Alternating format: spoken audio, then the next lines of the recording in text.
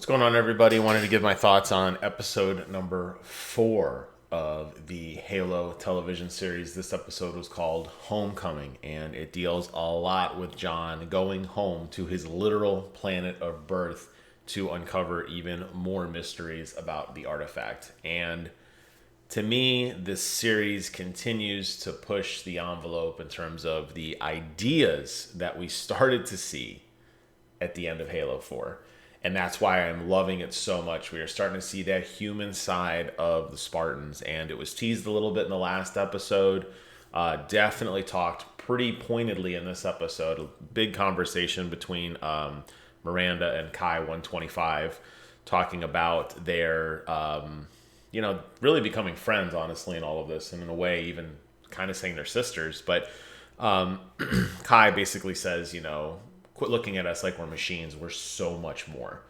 And it was really well done because you saw a lot of parallels between John's journey, Kai's journey, the inhibitor chip, a little bit of the training. And I wanted to talk through some of that because while this show does hold very true to a lot of the core concepts of what the Halo expanded universe is, you don't really see a lot of this in the video games at all. Just that Chief is this legendary soldier. Apparently, the first few games we thought he was the only soldier, the only Spartan in the world. We come to find out he's part of a much bigger organization.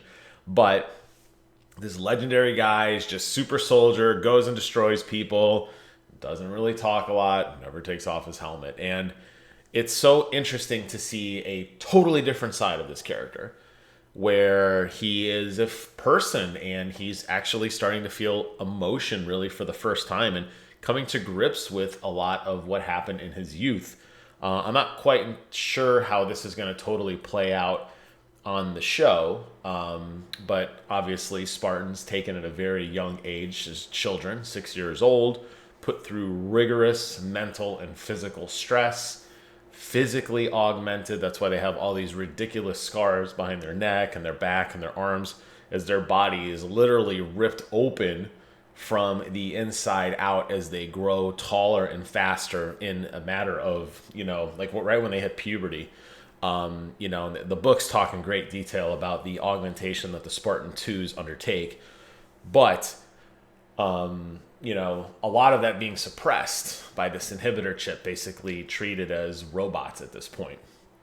John taking his inhibitor chip out at the end of the last episode, Kai 125 taking hers out at the beginning of this episode, and they start to see the world the way that Soren had talked about, and they start to feel emotion and understand regret and anger and acceptance. And you see John actually smile, which obviously wouldn't happen in the video game because he never takes his lid off. But you see him smile when he's at home and he's recalling, this is where we buried this box, and this is the window I looked at and I saw my mom. And he reflects fondly of being a child with his dog and this carefree life that every little boy and girl should hopefully get to experience, not this horrible life that Halsey put them through of, basically forcing them to cut ties to the world and only learn to trust themselves. Yes, it makes for awesome super soldiers who do insanely heroic things, but what's the cost, right? And it's very, very interesting in this show because you get this sense of betrayal, and you see, and I gotta admit, the acting is so good in this.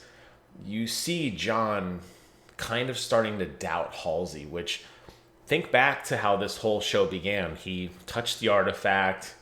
He was scared, even though he had his chip in, he was still the big, strong Spartan. He defied orders. He was scared. And what did he do when he needed help? He ran back to Halsey. He ran right back to her, and he's basically like, Mom, I'm scared. She's like, come here, John. We'll figure this all out, which led to this, where he's at now. And he's kind of looking at her like, you're not who I thought you were. And I love where this is going. I'm curious to see how this plays out. You don't really get to experience this level of betrayal in the proper Halo universe because Spartans don't really feel that sense of betrayal. They're very stoic and heroic. And even in the books, while there is a little bit of self-doubt, they are very robotic and programmed and militarized. And you really don't get to spend time with them outside of these. Excuse me, getting choked up here. I love Halo so much. You don't really get to spend time with these Spartans outside of combat, so you don't get to see what they're like, their day to day, like what do they eat for breakfast and when do they go to the bathroom. Like, not that you want to see all that in the show, but you're seeing a kind of downtime. They're not constantly under invasion by the Covenant, and not everything is a sudden urgent. John is off on this kind of side mission of discovery, and Halsey's just kind of like, I'm going to want to see where this adventure goes. Let me just tag along and kind of see what happens. And it's neat to see John processing this stuff and understanding it. And I go back again to the ending of Halo 4 and how impactful that was to me as a player, starting to see John break down at the loss of Cortana at that time. And, Lasky trying to pick him up and build him back up. You're seeing that in a different way here. And it goes so far, and I'm so incredibly excited and happy that they took this route, because it's unlike anything we've ever seen. So for all the people out there who are kind of dumping on the show, I think you're wrong. I think this is actually really, really entertaining. Unfortunately, I think the Quan and Soren thing is starting to wear out its welcome a little bit. And I love Soren. I love the idea, and I've always championed and campaigned for this idea of a Spartan that's gone rogue, and the other Spartans have to hunt him down. I've always thought that was such a phenomenal idea. They could have done so many cool things with this, with like the Achilles AI, or loyalty, where loyalties actually lie in the game. They've never done this, and I thought Halo 5 Guardians, the Hunt the Truth, when you saw the converging storylines between Locke and Chief, who's hunting who, I thought we were going to go down that path. We did not. We're sort of seeing a little of that here with Soren, because he broke out. He's free from the system. He's where John probably would potentially be if there wasn't so much order in his life at the moment. He's interesting. He's basically giving up everything on an oath purely to John, the same guy that drew a gun on him, which just goes to reinforce that scene where they're all talking to Miranda Keys, the 3 Spartans from Silver Team, talking about how they were all assigned an animal. The animal had to be destroyed, because Spartans only are supposed to link with other Spartans. You're seeing Soren's just blind, total disregard of his life and his normalcy solely to protect this girl because John said to. And the limits that he's going to protect Quan is very noble, in my opinion. Quan's storyline, though, outside of Soren's love to John and his kind of commitment to John, not so good. It's weird. From a logical standpoint, the best thing that could have happened to her community was to join the UNSC. This fight for independence isn't really very well fleshed out. There's a lot more discussion about this in the books, and that's where I'm drawing a lot of my thought processes on it. But essentially, the UNSC comes to town. They promise wealth and riches and glory, and they basically use people up and spit them out to feed the war machine. That's basically what UNSC has always been. You see it time and time again with Oni. You see it time and time again with some of the other Spartans. They're just a machine. So I'm drawing that experience into the show. It's not clearly laid out, unfortunately. But where I find it interesting is with Quan, there's no logical reason why she would be so adamantly against the UNSC. It doesn't make a whole lot of sense. The UNSC now provides protection against the Covenant. If it wasn't for that opening cinematic at the very beginning of the TV series, they'd all be dead and destroyed, but the Spartans saved the day via the UNSC. So her rebellion doesn't seem very long.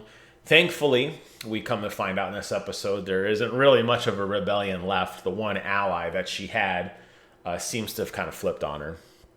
She's trying to drum up support for something that doesn't exist. Soren realizes they bit off way more than they can chew. They're in enemy territory. Quan is wanted. They go to leave. They can't leave because their ship has been scrapped. So they're trapped here. So I don't know how much we're going to see the rubble anymore. Which I'm unfortunate, because I think that's a really cool storyline. Maybe they'll find a way to get back there, just have some of them living out story there, because that's just such a cool place to me. But unfortunately, you know, Kwan herself is just kind of a nonsensical character at this point, and that's unfortunate. It seemed like they were teasing a little bit more at the end of this episode that there's some greater legacy that she's a part of, and I guess all I could say is, in this world, and I'm talking the physical earth where I'm sitting here talking, not the television show, not everybody is destined for greatness, okay? There are going to be some people and some things that are just right? I don't know why they being the writers, feel the reason to have Kwan have some kind of parallel journey to Chief in this self-discovery and awareness of her world. I'm not seeing it or feeling it. And obviously the show's already been filmed. They've already got a season 2 that's lined up. I hope that whatever's going on has a great payoff, and it's kind of mind-blowing. Maybe she's the one who discovers Halo. I don't even know, but there's not a lot of... I'm losing patience with her scenes. I equate this to the last season of Lost, which was horrendously bad. And you kept thinking, okay, at the end of Lost, something cool is going to happen, and it's going to explain all the nonsense that we've been going through for the last couple seasons, and it's going to make sense, and we're all going to have resolution, and it didn't pay off. I don't know if that's where Kwan's storyline is going or not. We'll have to wait and see.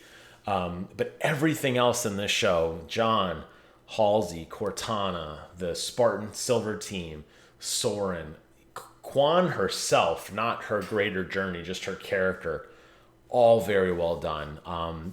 If I would look at this show and compare it to other first seasons of shows, yes, there are growing pains. Clearly, I think Kwan's storyline is there, but I think it lays such a great foundation for people who aren't familiar with the series to get glimpses and the way they kind of jump back and forth in time to see almost like John's pain, like the flashbacks in his eyes of what he went through as a child versus what he's seeing present day. It's awesome. And as a super Halo fan who plays Halo every single day, I love to see a different take on this universe. And I think if nothing else, it just continues to enhance everything we've seen. So major thumbs up for me once again on episode 4, Homecoming. I'll be back again next week with episode number 5's review. Until then, thank you guys so much for watching. Get out there, play some Halo. And until next time, I will see you guys on the other side.